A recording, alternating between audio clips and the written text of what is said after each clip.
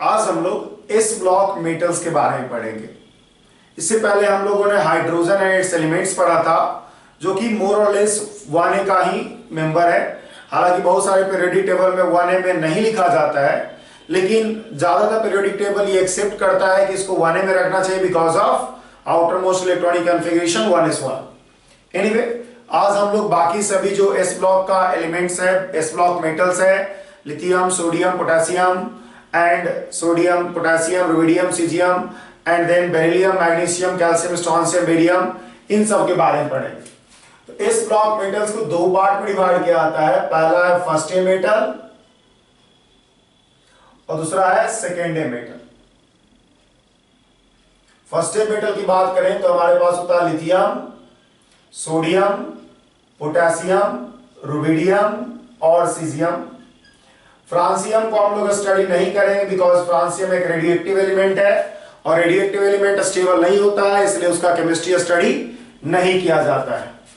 बात अगर हम सेकेंडरी मेटल की करें तो beryllium, magnesium, calcium, strontium, barium और फिर यहां भी रेडियम जो एक रेडियोएक्टिव एलिमेंट्स है और इसलिए इसका केमिस्ट्री स्टडी नहीं करेंगे।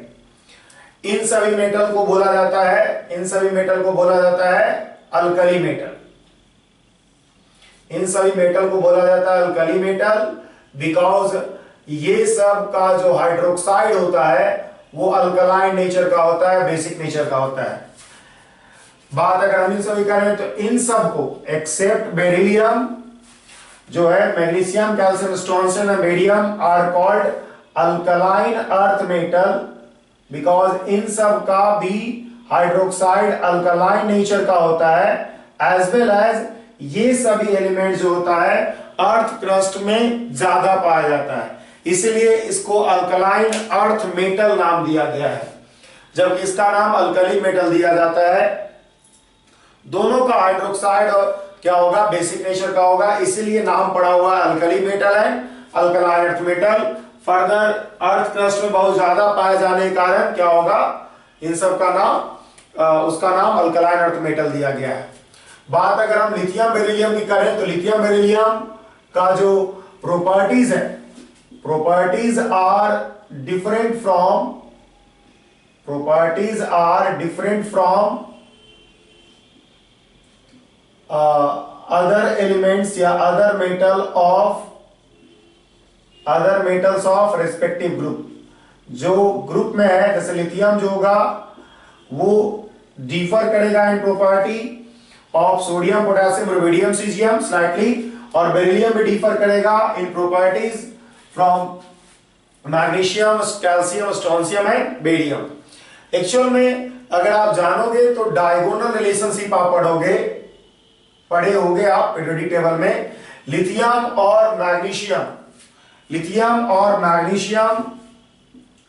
और जो मैग्नीशियम होता है जो डायगोनली रिलेटेड होता है, बेरिलियम और जो एल्युमिनियम होता है जो थर्ड ए का है, और बोरोन और सिलिकॉन जो डायगोनली रिलेटेड होता है, ये सब का प्रॉपर्टीज क्या होता है, सिमिलर होता है। प्रॉपर्टीज आर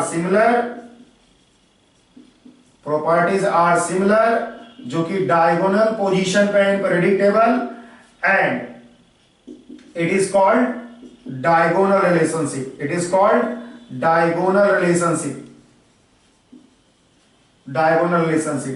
एक्चुअल में डायगोनल रिलेशनशिप होने का कारण होता है same charge by radius ratio.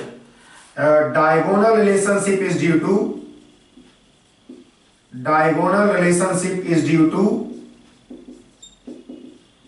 To same charge by radius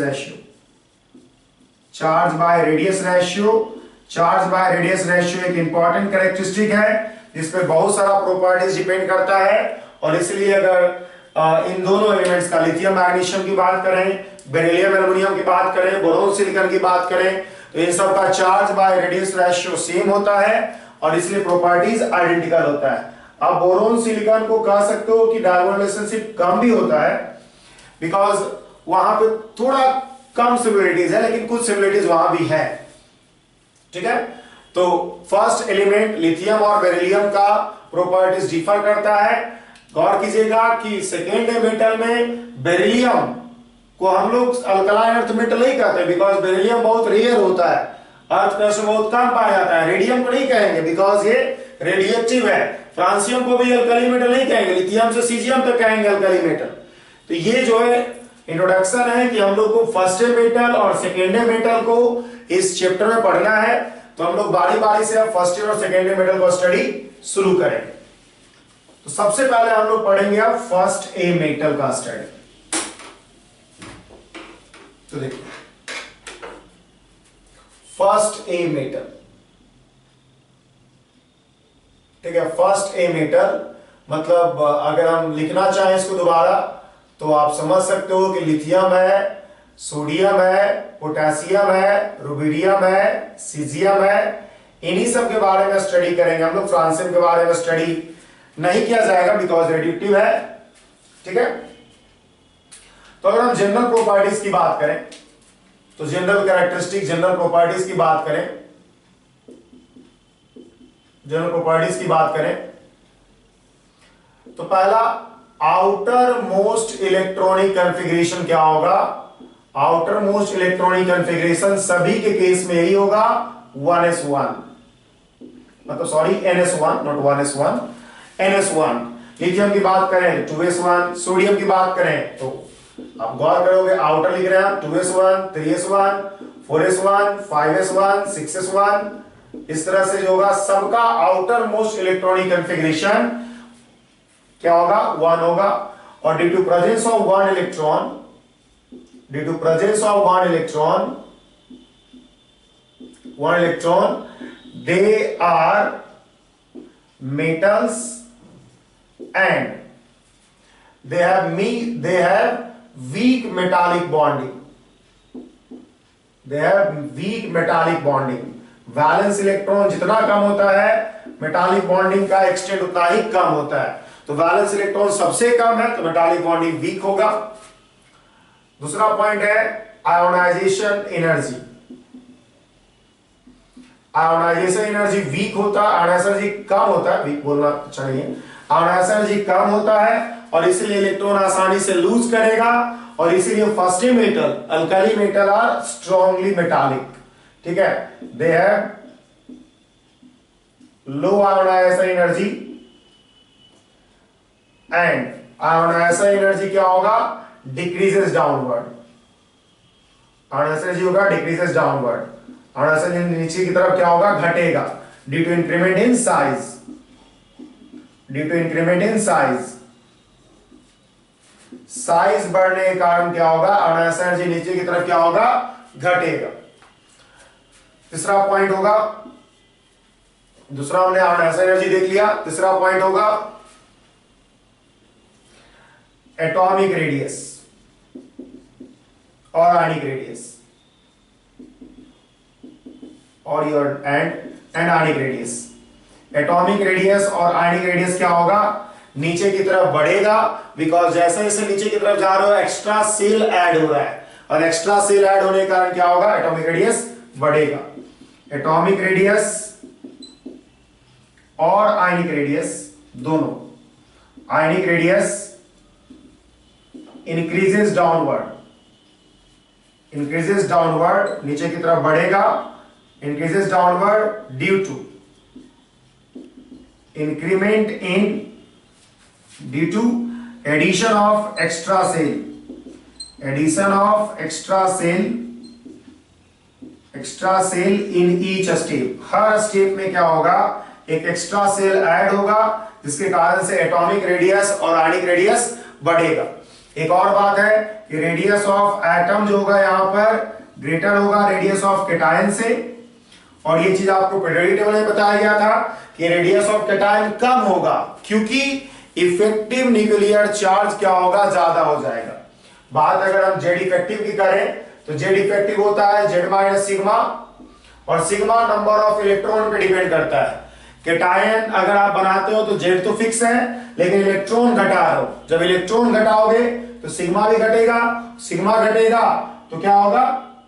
ये बढ़ेगा, जेड इफेक्टिव बढ़ेगा, जेड इफेक्टिव बढ़ेगा तो इलेक्ट्रॉन पुल कर लेगा अंदर की तरफ, जिसके कारण से क्या होगा, कैटायन का रेडियस कम हो जाएगा compare to that of atom. तो ये जनरल कैरेक्टरिस्टिक है कुछ जो कि फर्स्ट मेटल के बारे में आपको जानना है। कुछ और पॉइंट्स हम लोग और पढ़ते हैं अभी। जैसे देखिए इसमें एक होता है कि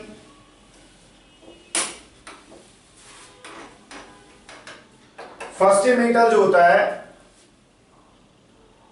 ठीक है, फर्स्ट मेटल जो होता है इसमें हम आगे 14 पॉइंट लिखते हैं, all metals are, alkali metals are, first metal बात कर रहे हैं, are silvery white,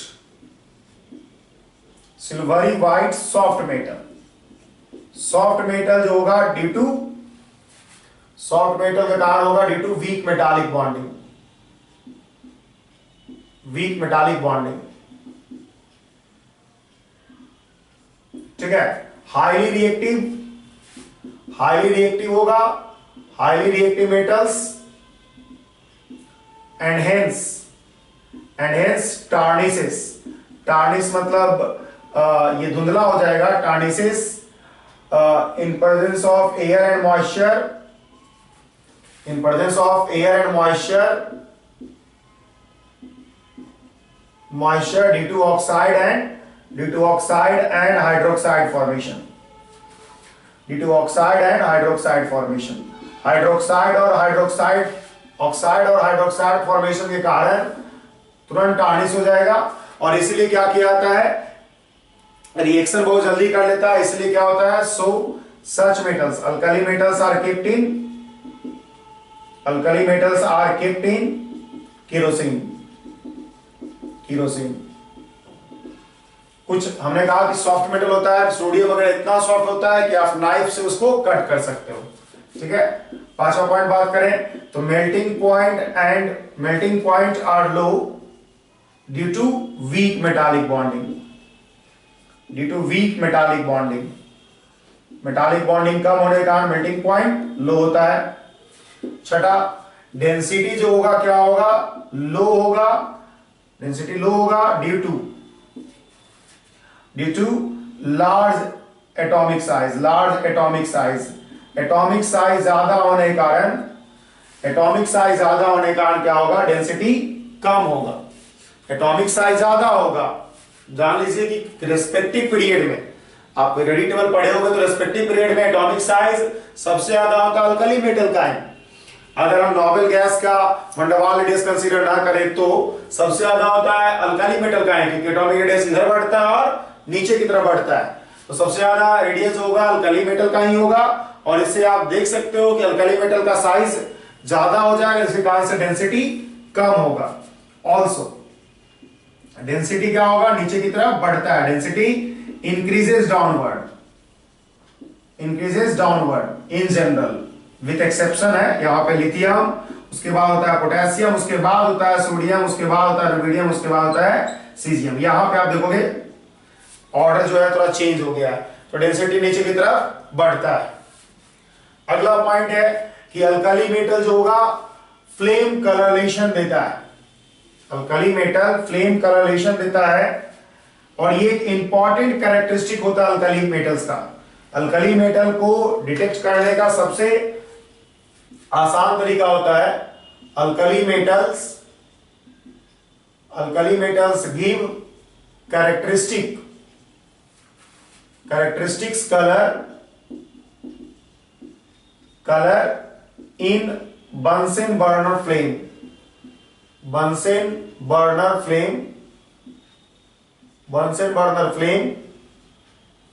known as flame test, और जैसे कि देखोगे आप लिथियम, सोडियम, पोटेशियम, रुबिडियम, इन सब का अगर आप कलर की बात करो तो लिथियम का कलर आता है क्रिम्सन रेड, इसका कलर आता है गोल्डन येलो, इसका कलर आता है वॉयलेट या पेल वॉयलेट, हल्का वॉयलेट, लीला भी बोलते हैं, और इसी को बोलते हैं वॉयलेट, इसी को लीला कलर भी बोलते हैं, ठीक है, तो इस तरह का कैरेक्टरिस्टिक कलर प्रोवाइड करता है alkali metals in flame test. और फ्लेम टेस्ट जो होता है, flame test is the most important test for alkali metal, most important test of alkali metal, alkali metal, because इसका जो है because other test wet test जिसको कहोगे, in solution जो टेस्ट होता है, other test like precipitation of alkali metal salt,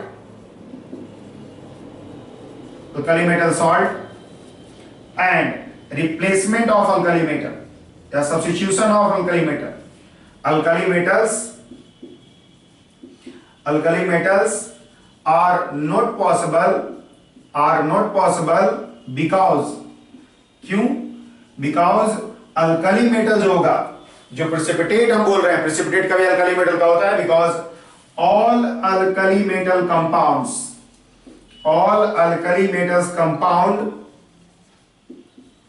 compounds are soluble in water. सारा का सारा जो अल्कली मेटल कंपाउंड्स होता है सोलुबल होता है वाटर में, and alkali metals are most electropositive metals are most electropositive metal. Alkali metals are most electropositive metals, and hence they are not substituted, and hence they are not replaced by another metals, कोई और metal, and hence they can't be substituted। ये लिख सकते हैं हम, can't be replaced, या substituted का हो ज्यादा अच्छे से, उसका सब्स्टिट्यूशन नहीं हो सकता है।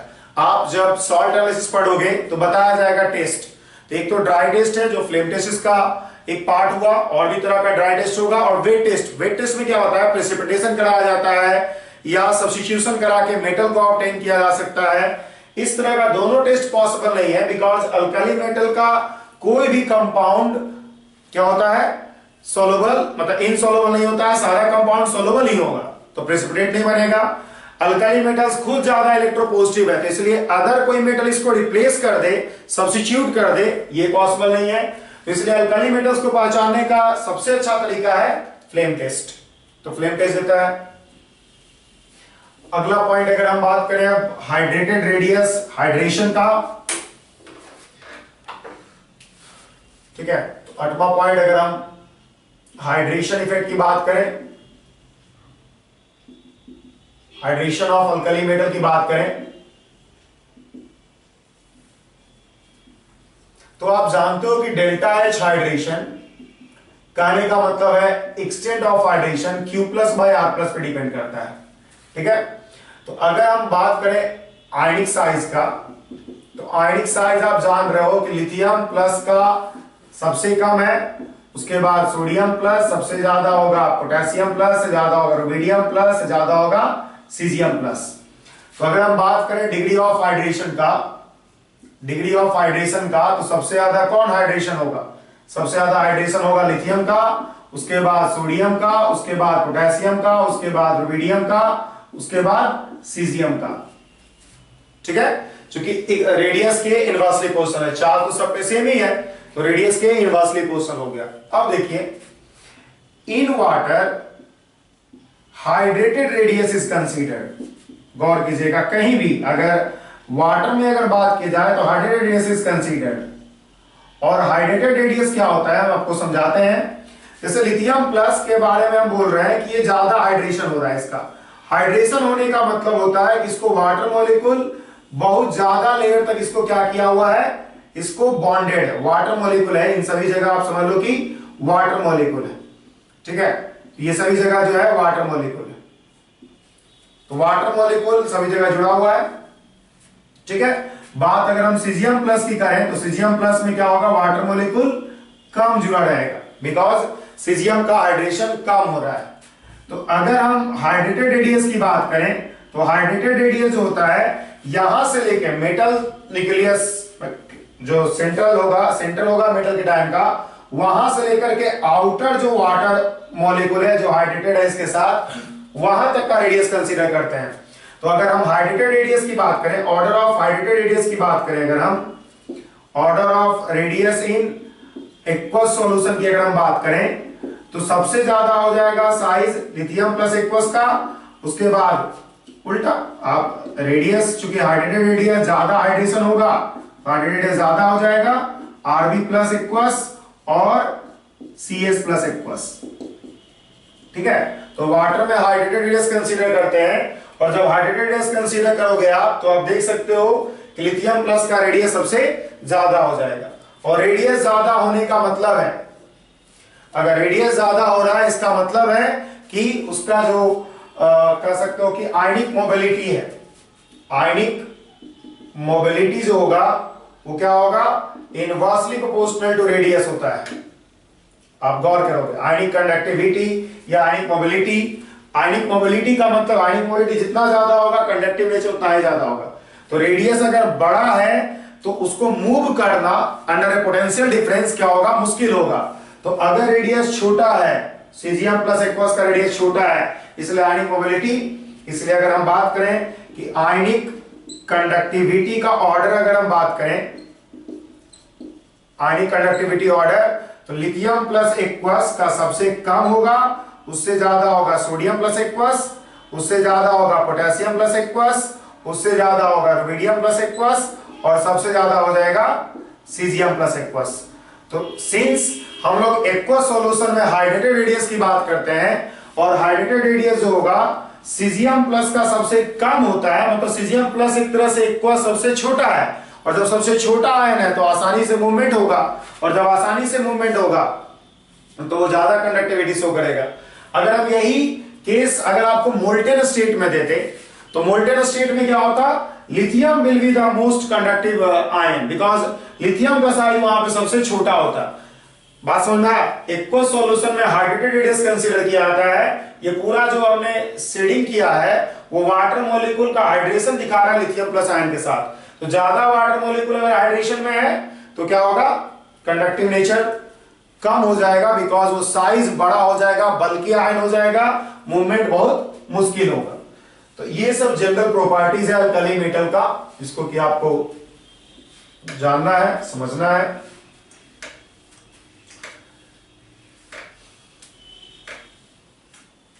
ठीक है, इसके अलावा एक और हम प्रॉपर्टीज की बात करते हैं, एक और प्रॉपर्टीज की बात करते हैं कि solubility in liquid ammonia, solubility in liquid ammonia. देखिए, अल्कली मेटल जो होगा लिक्विड अमोनिया में सॉल्युबल होता है, और सॉल्युबल होकर के एक ब्लू कलर का सॉल्यूशन बनाता है, और ब्लू कलर का कारण होता है अमोनिएटेड इलेक्ट्रॉन्स। अगर आप मेटल का कंसंट्रेशन बढ़ाओगे तो ये ब्लू कलर जो होगा ब्रोंज कलर में बदल जाता है, कॉपर, मेटालिक कॉपर कलर में बदल जाता है, ब्रोंज कलर भी कह सकते हो। तो alkali metals are soluble in liquid ammonia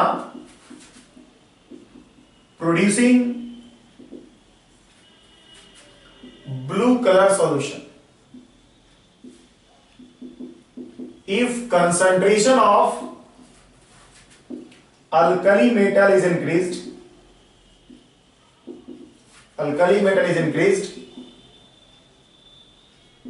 then color becomes metallic copper color. जो मेटालिक कॉपर का कलर होता है ब्रॉन्ज कलर, उस कलर का हो जाएगा। ठीक है, और ये अपना मैग्नेटिक कैरेक्टर भी लूज कर देता है जब मेटालिक कॉपर कलर का होता है। एनीवे, पहले हम ब्लू कलर की बात करते हैं। Blue colour of solution is due to ammoniated electrons. होगा क्या, मेटल जो होगा M प्लस और प्लस एक इलेक्ट्रॉन में टूटेगा। M प्लस जो होगा कुछ XNH3 के साथ कंबाइन करके बना लेगा MNH3X प्लस, और इलेक्ट्रॉन जो होगा YNH3 के साथ कंबाइन करके बना लेगा इलेक्ट्रॉन NH3 का होल y और माइनस। अगर आप इन सबको जोड़ोगे, x y कोई आर्बिट्रेरी नंबर है, ये उसी तरह से जैसे कि आप एक्वस सॉल्यूशन बनाते हो, हाइड्रेशन करवा रहे हो, सॉल्वेशन करवा रहे हो आप, तो m और x प्लस वाई NH3 के साथ जुड़ा और बना लिया m NH3 x प्लस और plus electron NH3 y minus. गौर कीजिएगा, इसको हम लोग बोलेंगे ammoniated metal cation, ammoniated metal cation, और इसको हम लोग बोलेंगे अमोनिएटेड इलेक्ट्रॉन। ये एक तरह से फ्री इलेक्ट्रॉन की तरह है, अमोनिएटेड इलेक्ट्रॉन्स। ठीक है, अमोनिएटेड इलेक्ट्रॉन फ्री इलेक्ट्रॉन की तरह है, जिसके कारण due to presence of ammoniated electron ENH3y minus a solution has पहला इलेक्ट्रॉन फ्री है, इसलिए क्या होगा, आपको पैरामैग्नेटिक कलर होगा, पैरामैग्नेटिक नेचर होगा, कलर नहीं, पैरामैग्नेटिक नेचर होगा। दूसरा कलर होगा। तीसरा जो होगा ये रिड्यूसिंग प्रॉपर्टी रखेगा, बिकॉज फ्री हमारे पास इलेक्ट्रॉन है, रिड्यूसिंग प्रॉपर्टी रखेगा मेटल अमोनिया सॉल्यूशन, जो आप ऑर्गेनिक में यूज भी करोगे। ठीक है, ठीक है। कंडक्टिव होगा, तो ये सब प्रॉपर्टीज है जो कि अमोनिएटेड इलेक्ट्रॉन्स के कारण मेटल अमोनिया सॉल्यूशन शो करता है। अगर हम कंसंट्रेशन बढ़ाएंगे तो क्या होगा, धीरे धीरे जो अमोनिएटेड मेटल कैटायन है वो कन्वर्ट होना शुरू हो जाएगा। ठीक है, एज कंसंट्रेशन इंक्रीजेज, जो NH3 के साथ हमारे पास, हमने M जो है NH3 के साथ ऐड किया हुआ है, वो MnH2 बना लेगा और प्लस H2 गैस रिलीज होना शुरू होगा, और जो होगा the solution loses paramagnetic character, चूंकि अमोनिएटेड इलेक्ट्रॉन्स नहीं रहेगा और डायमैग्नेटिक हो जाएगा। पैरामैग्नेटिक नेचर, जो पैरामैग्नेटिक नेचर है सॉल्यूशन का, वो क्या होगा, धीरे धीरे लूज हो जाएगा। तो मेटल अमोनिया सॉल्यूशन एक इंपॉर्टेंट सॉल्यूशन है, इसको क्या आप रिड्यूसिंग एजेंट के रूप में यूज करते हो इन ऑर्गेनिक केमिस्ट्री, जो हम लोग ऑर्गेनिक में पढ़ेंगे। और सारा जो पैरामैग्नेटिक कैरेक्टर है, कलर नेचर है, रिड्यूसिंग प्रॉपर्टी है, कंडक्टिव नेचर है मेटल अमोनिया सॉल्यूशन का, वो सारा क्या होता है, अमोनिएटेड इलेक्ट्रॉन, जो कह सकते हो सॉल्वेटेड इलेक्ट्रॉन है। अमोनिया उसको सॉल्वेट किया है, हाइड्रेशन, वाटर जैसे हाइड्रेशन करता है उसी तरह से अदर पोलर सॉल्वेंट सॉल्वेशन करता है। तो दोनों एक ही चीज है, फ्री इलेक्ट्रॉन की तरह है वो। ठीक है, तो ये सभी चीजें जो था जनरल कैरेक्टरिस्टिक था अल्कली मेटल्स का। अब देखिए हम लोग अल्कली मेटल्स का कुछ प्रॉपर्टीज पढ़ेंगे, मतलब रिएक्टिविटी पढ़ेंगे, केमिकल प्रॉपर्टीज पढ़ेंगे।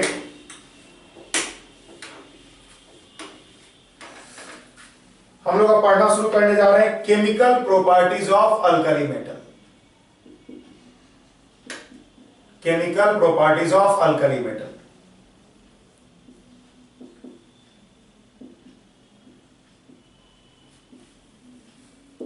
सबसे पहला पॉइंट है रिएक्शन विथ एयर। एयर के साथ कैसे रिएक्शन होगा, रिएक्शन विथ एयर। ठीक है, तो अगर आप लिथियम को एयर में डालोगे तो ऑक्सीजन के साथ कंबाइन करके Li2O बना लेगा। सोडियम को अगर आप एयर में डालोगे तो आप देखोगे सोडियम परऑक्साइड बना लेगा। और पोटेशियम, रुबिडियम, सीजियम को अगर आप एयर में ऑक्सीजन के साथ कंबाइन करने का प्रयास करोगे तो बना लेगा KO2, RbO2 या CSO2। मतलब ये बना मेटल ऑक्साइड, ये बना मेटल परऑक्साइड, ये बना मेटल परऑक्साइड, और ये सब मेटल सुपर ऑक्साइड बनाता है। ये टर्म मेटल सुपर ऑक्साइड बनाता है। और सुपर ऑक्साइड परऑक्साइड बनाने का कारण है, मतलब जब नीचे की तरफ हम जा रहे हैं तो देख रहे हैं सुपर ऑक्साइड और परऑक्साइड बन रहा है, इसका कारण है कि stability of larger anion by larger cation. Larger, आप ऑक्साइड से बड़ा एनायन है परऑक्साइड, और ऑक्साइड से बड़ा एनायन है सुपर ऑक्साइड। तो सुपर ऑक्साइड का फॉर्मेशन डाउनवर्ड बढ़ता है बिकॉज ऑफ लार्जर केटायन, जो होगा लार्जर एनायन के साथ स्टेबल कंपाउंड बना लेता है। तो ये कारण है। आगे हम लोग पढ़ेंगे भी इसका ऑक्साइड वगैरह का स्टेबिलिटी, तो वहां पे और अच्छे से डील किया जाएगा इसको। लिथियम जो होता है, lithium also reacts with nitrogen,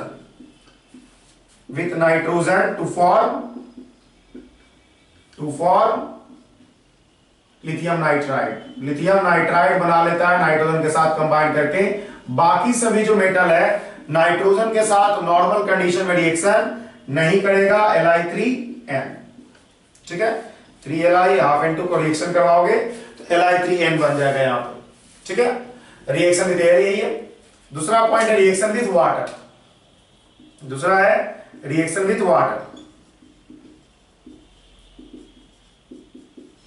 तो ऑल अल्कली मेटल्स वाटर के साथ रिएक्शन करके मेटल हाइड्रोक्साइड और प्लस H2 गैस देगा। बात अगर हम रिएक्टिविटी की करें तो रिएक्टिविटी जो होगा क्या होगा, increases downward. Reactivity increases downward,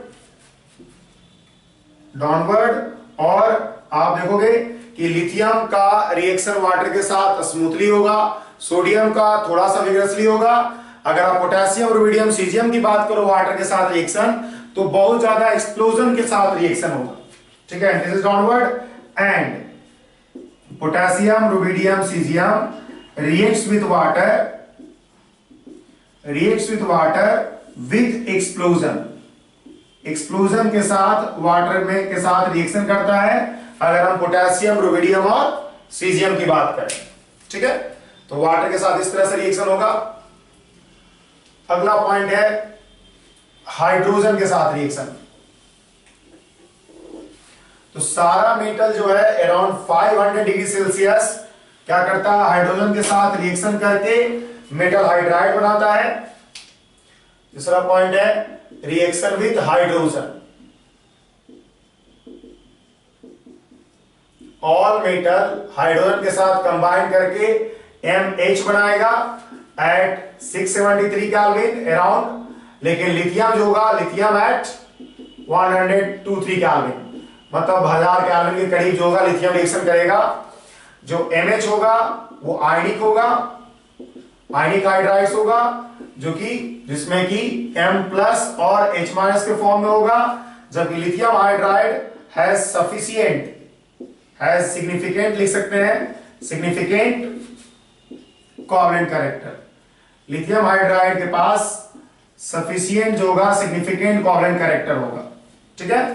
तो LiH के पास सफिशिएंट कोवलेंट कैरेक्टर होगा, बाकी सब हाइड्राइड्स के पास सिग्निफिकेंट आयनिक कैरेक्टर ज्यादा होगा, सब क्रिस्टलाइन नेचर का होगा।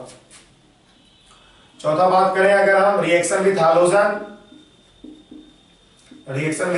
की अगर हम बात करें तो ऑल अल्कली मेटल, सारा अल्कली मेटल हैलोजन के साथ रिएक्शन करके MX बनाएगा, जो कि आयनिक नेचर का होगा, आयनिक नेचर का ही होगा। लेकिन और एक बात गौर कीजिएगा कि अगर आयनिक कैरेक्टर की बात करें अगर हम, तो आयनिक कैरेक्टर क्या होगा, आप ये अच्छे समझ सकते हो कि CSX का ज्यादा होगा RBX से, ज्यादा होगा KX से, ज्यादा होगा NX से और ज्यादा होगा LiX से।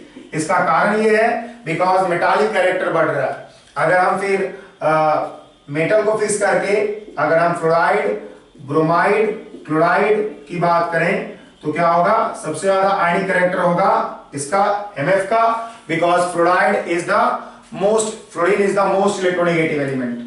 आयनिक कैरेक्टर डायरेक्टली पोजिशन होता है metallic character and non metallic character के। तो जितना ज्यादा मेटालिक कैरेक्टर होगा आयनिक कैरेक्टर उतना ही ज्यादा होगा, जितना ज्यादा नॉन मेटालिक कैरेक्टर होगा आयनिक कैरेक्टर उतना ही ज्यादा होगा। तो ये सब केमिकल प्रॉपर्टीज था अल्कली मेटल्स का, जो हम लोग को पढ़ना है, जो हम लोग को जानना था।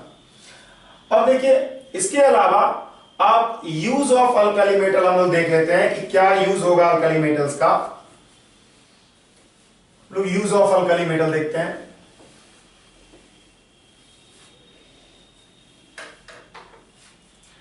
यूज ऑफ अल्कली मेटल,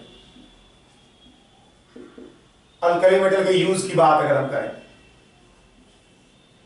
तो lithium is used in formation of alloy, alloy की फॉर्मेशन के रूप में इसको यूज करते हैं, formation of alloy with aluminium, और जिससे कि आप एरोप्लेन का पार्ट जो इंजन होता है उसका इनर जो इंजन का जो इनर वॉल होता है उसको एल्युमिनियम का ही बना रहता है अधिकतर, जो लिथियम के साथ एलॉयड फॉर्म में होता है, व्हाइट मेटल इसका नाम होता है। उसके बाद sodium is used in formation of tetraethyl lead Pb C2H5 का होल 4, लेड इसको बोला जाता है। एक्चुअल में ये एंटी नॉक मटेरियल की तरह यूज किया जाता था, एंटी नॉक मटेरियल होता है used with petrol.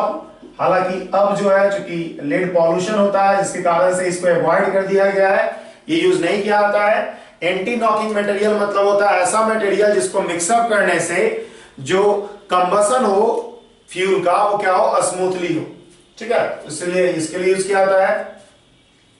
Liquid sodium जो लिक्विड फॉर्म में होता है is used in nuclear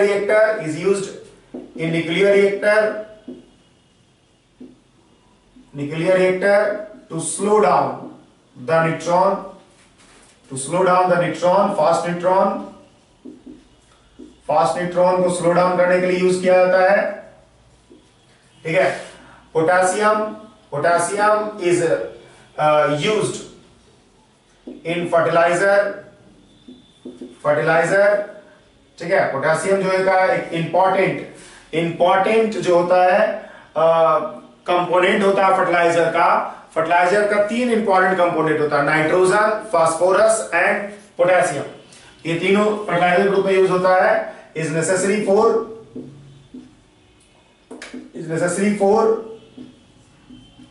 growth of plants, तो प्लांट्स की ग्रोथ के लिए जरूरी होता है, ठीक है। तो ये जो हो गया यूजेस ऑफ अल्कली मेटल होगा, क्या यूज है अल्कली मेटल्स का हम लोगों ने ये देखा। अब इसके बाद हम लोग को कंपाउंड्स ऑफ अल्कली मेटल पढ़ना है, ठीक है। अलग अलग कंपाउंड जैसे कि मेटल ऑक्साइड्स वगैरह के बारे में हम लोग को पढ़ना है, मेटल हैलाइड्स के बारे में पढ़ना है, मेटल कार्बोनेट, नाइट्रेट, इन सब के बारे में पढ़ना है। तो हम लोग इन सब के बारे में थोड़ा सा स्टडी करेंगे अब हम लोग, ठीक है। तो देखिए general study of compounds of alkali metal, general study of compounds of alkali metal.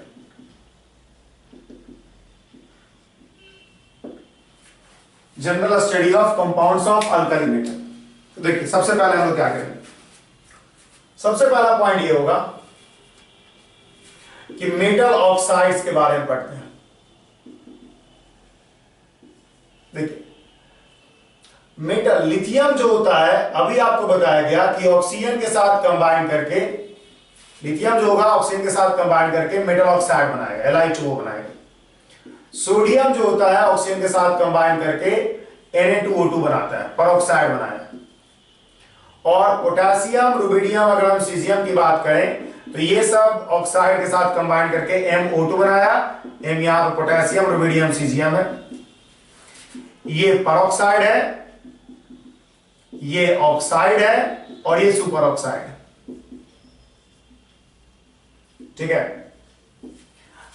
Formation of peroxide and superoxide increases down the group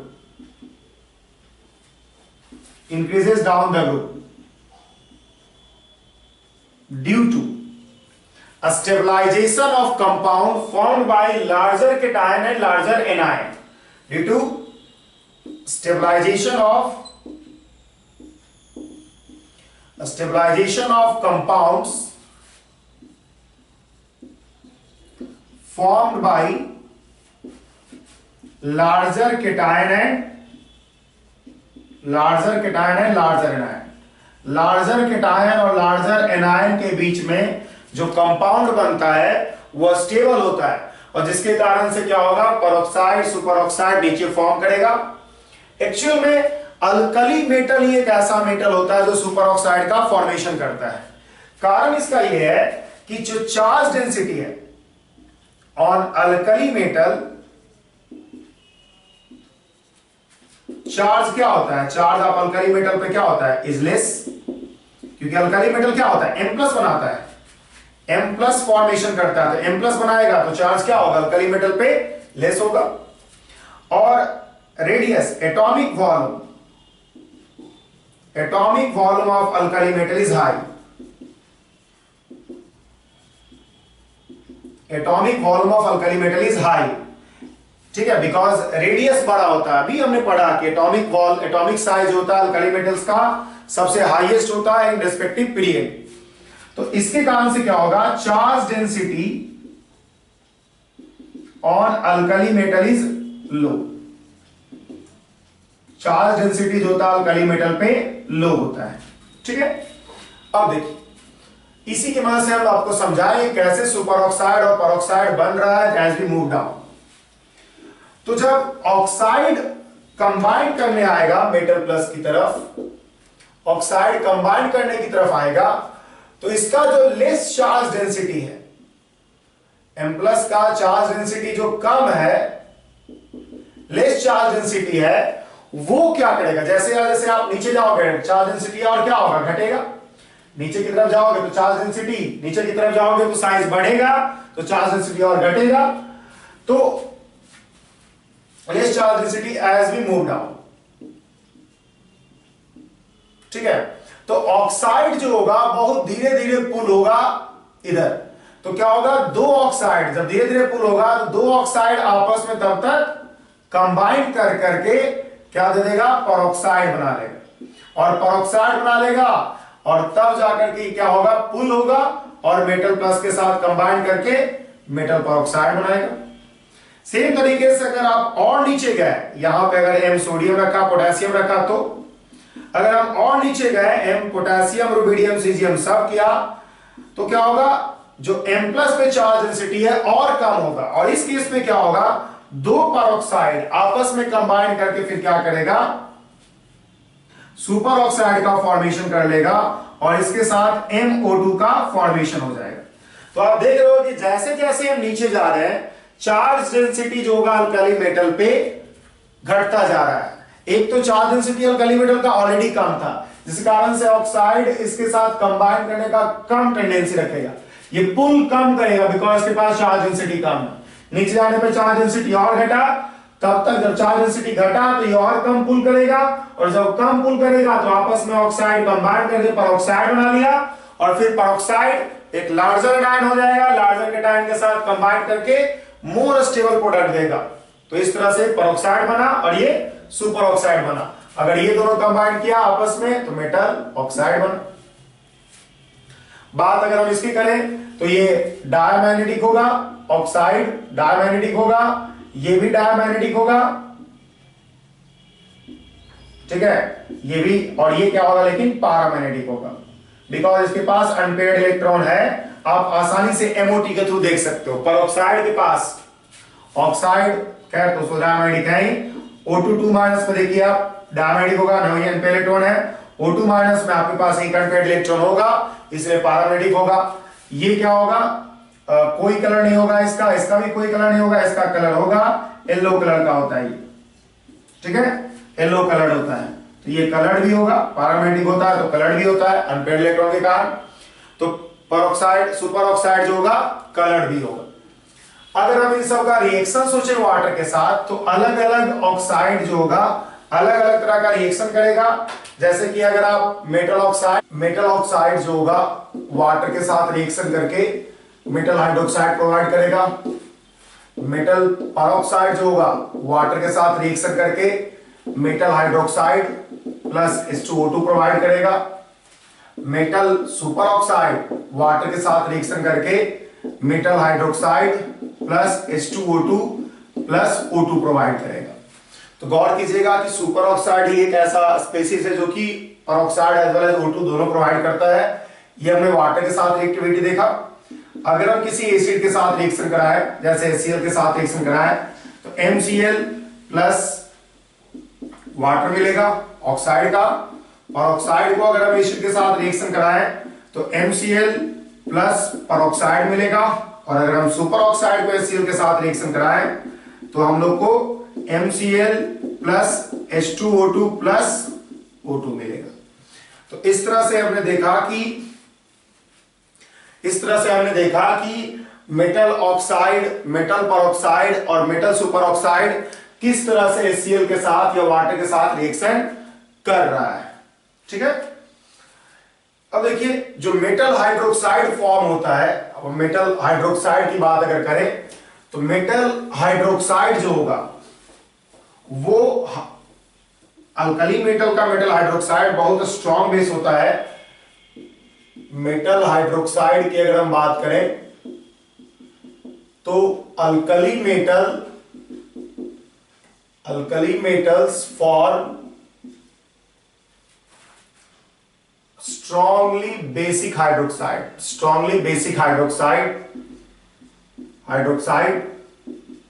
basic strength क्या होगा, इंक्रीजेस डाउनवर्ड, बेसिक स्ट्रेंथ नीचे की तरफ बढ़ेगा, इंक्रीजेस डाउनवर्ड बिकॉज नीचे की तरफ जाने पे स्टेबिलिटी जो होगा हाइड्रोक्साइड का घटेगा, क्योंकि ज्यादा आयनिक कैरेक्टर होगा, ज्यादा आसानी से स्प्लिट कर पाएगा M+ और OH माइनस में। KOH से ज्यादा होगा RbOH, RbOH से ज्यादा होगा CSOH। तो इस तरह से आप देखोगे कि मेटल हाइड्रोक्साइड का स्टेबिलिटी नीचे की तरफ स्टेबिलिटी जो होता है घटता है, और बेसिक स्ट्रेंथ क्या होगा, बढ़ेगा। All are soluble hydrides in water with large evolution of heat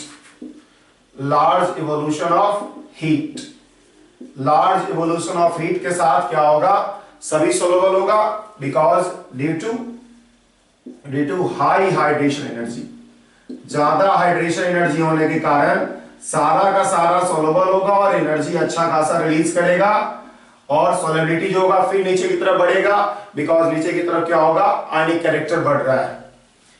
तो इस तरह से हमने देखा कि मेटल ऑक्साइड और मेटल हाइड्रोक्साइड का प्रॉपर्टीज क्या है। Alkali metal, metal oxide, metal peroxide, metal super oxide सब बनता है। वाटर के साथ अगर आप रिएक्शन करोगे तो मेटल हाइड्रोक्साइड बनेगा सब में, और मेटल हाइड्रोक्साइड का नेचर जो होता है बेसिक नेचर का होता है, बेसिक स्ट्रेंथ नीचे की तरफ बढ़ेगा और सॉल्युबिलिटी होगा वाटर में सबका। अब देखिए हम लोग पढ़ेंगे मेटल हैलाइड्स।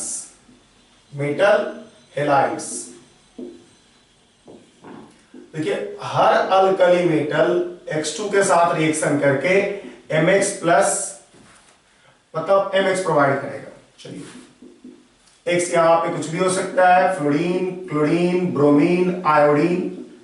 बात अगर हम आयनिक कैरेक्टर और कोवलेंट कैरेक्टर की करें तो आयनिक कैरेक्टर आपको पता होता है कि directly proportional to metallic character. Metallic character जितना ज्यादा होगा उतना ज्यादा आयनिक कैरेक्टर होगा। इसका सीधा मतलब है कि LiX से ज्यादा होगा, NaX से ज्यादा होगा, KX से ज्यादा होगा, RbX से ज्यादा होगा, CSX। तो ये होगा आयनिक कैरेक्टर का ऑर्डर इन मेटल हैलाइड्स। फिर आयनिक कैरेक्टर आप ये भी जानते होगे कि नॉन मेटालिक कैरेक्टर के भी डायरेक्टली प्रोपोर्शनल है। नॉन मेटालिक कैरेक्टर भी जितना ज्यादा होगा आयनिक कैरेक्टर उतना ही ज्यादा होगा। तो LiF अगर हम बात करें या MF की बात करें, हम LiFQ MF की बात करें तो ज्यादा आयनिक होगा कंपेयर टू MCl, ज्यादा आयनिक होगा कंपेयर टू MBr और ज्यादा आयनिक होगा कंपेयर टू Mi। तो इस तरह से आयनिक कैरेक्टर आप देख पा रहे हो कि आयनिक कैरेक्टर जो होगा फ्लोराइड का सबसे ज्यादा होगा, और अगर हम सीजियम हैलाइड की बात करें तो सबसे ज्यादा आयनिक कैरेक्टर होगा। खैर ये तो बहुत ऑब्वियस है। जो पॉइंट है उसमें ये है, जैसे देखिए LiF is less soluble in water. सभी का सभी सोलुबल होता है वाटर में, लेकिन ये कम सोलुबल होता है वाटर में due to high hydration due to high lattice energy of, not hydration, due to high lattice energy of LiF। आपके पास देखोगे चार्ज तो प्लस माइनस वन है इन दोनों पे, सब में चार्ज प्लस माइनस वन है, लेकिन रेडियस बहुत कम है। और लैटिस एनर्जी आप जानते होंगे कि U is equal to proportional to Q plus Q minus divide by R plus plus R minus. तो यहाँ R प्लस और R माइनस दोनों छोटा है, जिसके कारण से ये छोटा होगा और ये छोटा होगा तो ये बड़ा हो जाएगा। तो लैटिस एनर्जी बड़ा हो जाने के कारण क्या होगा, आपका जो LiF होगा वो वाटर में इनसोल्युबल होगा।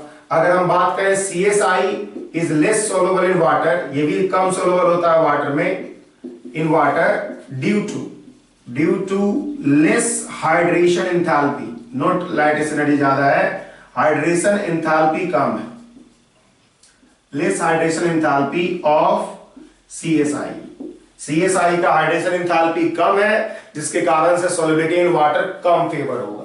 तो ये सब बहुत आसान पार्ट था, आप अच्छे से समझ सकते हैं इन सभी चीजों को। अब देखिए, अगर हम स्टेबिलिटी की बात करें या डेल्टा एच फॉर्मेशन की बात करें जो भी, तो स्टेबिलिटी का थोड़ा सा अलग तरह का ऑर्डर आता है। स्टेबिलिटी ऑफ फ्लोराइड की बात करें तो नीचे की तरफ घटता है, सबसे ज्यादा स्टेबल होगा LiF, उसके बाद NaF, उसके बाद KF, उसके बाद RBF और उसके बाद CSF, ठीक है। और अगर स्टेबिलिटी नीचे की तरफ घट रहा है तो डेल्टा एच फॉर्मेशन भी नीचे की तरफ क्या होगा, उसका वैल्यू लेस निगेटिव होगा, उसका वैल्यू लेस निगेटिव होगा। गौर कीजिएगा, एंथैल्पी ऑफ फॉर्मेशन जितना ज्यादा निगेटिव होता है, स्टेबिलिटी उतना ही ज्यादा होता है, ठीक है। तो इसलिए क्या होगा, so delta H formation becomes less negative मतलब बढ़ रहा है, less negative as we move down. Fluoride के केस में ऐसा होता है। लेकिन अगर हम बात करें stability of chloride bromide iodide का, तो इसका जस्ट उल्टा होता है, ठीक है। आप LiX इन सभी को X मान रहे हैं, से ज्यादा होगा NX का स्टेबिलिटी, ज्यादा होगा KX का स्टेबिलिटी, ज्यादा होगा RBX का स्टेबिलिटी, ज्यादा होगा CXX का स्टेबिलिटी। और इससे साफ दिख रहा है कि so delta HF becomes more negative as we move down। जब आप नीचे की तरफ जाओगे तो ज्यादा नेगेटिव होगा, नेगेटिव ज्यादा होने का मतलब स्टेबिलिटी ज्यादा। आप इस चीज को इस तरह से भी समझ सकते हो कि फ्लोराइड एक छोटा एनायन, छोटा एनायन क्या होगा, छोटे केटायन के साथ मजबूत बॉन्ड बनाएगा और इसलिए LiF ज्यादा स्टेबल होगा। जबकि अदर हैलाइड की अगर हम बात करें, क्लोराइड ब्रोमाइड आयोडाइड एक बड़ा एनायन है, तो बड़ा एनायन क्या होगा, बड़े केटायन के साथ स्टेबल कंपाउंड बनाएगा। तो ये आप इस तरह से याद कर सकते हो, फ्लोराइड एक छोटा एनायन है, छोटे केटायन के साथ स्टेबल बनाएगा कंपाउंड, तो ये स्टेबिलिटी ऑर्डर होगा। बाकी ये सब क्लोराइड ब्रोमाइड आयोडाइड को एक बड़ा एनायन लेंगे तो बड़े केटायन के साथ स्टेबल कंपाउंड बनाएगा, तो ये ऑर्डर होगा स्टेबिलिटी का। तो इस तरह से स्टेबिलिटी ऑफ मेटल हैलाइड्स आप चेक कर सकते हो। इसके बाद है एक और कंपाउंड हम लोग को पढ़ना है कि metal carbonate, nitrate, bicarbonate,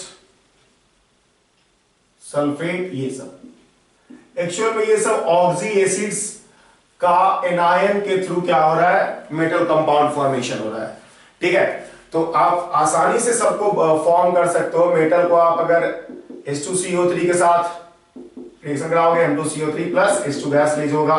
metal को अगर आप HNO3 के साथ रिएक्शन कराओगे, MnO3 plus H2 gas release होगा। मेटल को अगर आप H2SO4 के साथ रिएक्शन कराओगे, M2SO4 plus H2 gas release होगा।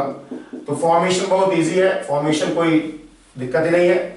इवन बाइकार्बोनेट वगैरह भी बनता है, अगर आप लिमिटेड अमाउंट में रिएक्शन कराओ, MsCO3 plus H2 gas release होगा। बाइसल्फेट भी बनेगा अगर आप लिमिटेड अमाउंट में रिएक्शन कराओगे, MHSO4 plus H2 gas release होगा। यहां पर मेटल यहां पर 1 इक्विवेलेंट लिया, यहां पर हम 2 इक्विवेलेंट लिया, बिकॉज 2 मोल का जरूरत पड़ रहा है वहां पे। तो डिपेंडिंग अपॉन, यहां पे मेटल नाइट्रेट है, तो डिपेंडिंग अपॉन कितना जरूरत है उस अनुसार से आपने लिया और metal nitrate, metal carbonate, metal sulphate, metal bicarbonate, ये सब आपने फॉर्म कर लिया। अब देखिए, अगर हम बात करें स्टेबिलिटी का, तो ये सभी के एनायन जो है बड़ा है। एनायन चाहे कार्बोनेट की बात करें, नाइट्रेट की बात करें, सल्फेट, बाइकार्बोनेट, बाइसल्फेट, ये सभी जो है बड़ा एनायन है। तो स्टेबिलिटी जो होगा मेटल कंपाउंड्स का नीचे की तरफ बढ़ेगा। Stability of such metal compound increases downward due to a stabilization of compound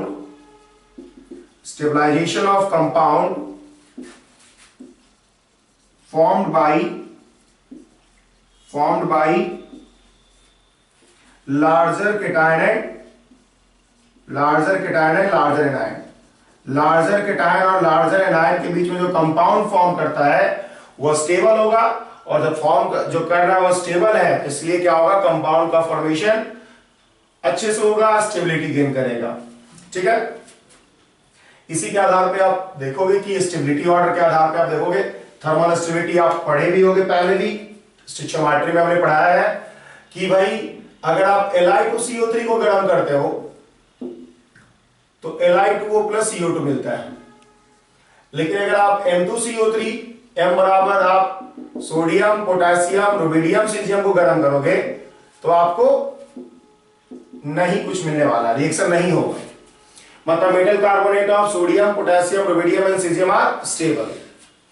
अगर हम बात करें इसी तरह से मेटल नाइट्रेट का, तो LiNO3 को आप गर्म करोगे तो Li2O plus NO2 plus O2 मिलेगा, लेकिन अगर हम MnO3 की बात करें और M यहाँ पे सोडियम, पोटेशियम, रुबिडियम, सीजियम है, ये ब्रेक तो करेगा लेकिन उतना नहीं ब्रेक करेगा जितना कि ऊपर में lithium oxide, lithium nitrate break कर रहा है। तो इस तरह से देखे जाओ आप कि स्टेबिलिटी क्या हो रहा है, नीचे की तरफ बढ़ रहा है। स्टेबिलिटी ऑफ बाइकार्बोनेट, बाइसल्फेट भी क्या होता है, नीचे की तरफ बढ़ता है। ठीक है,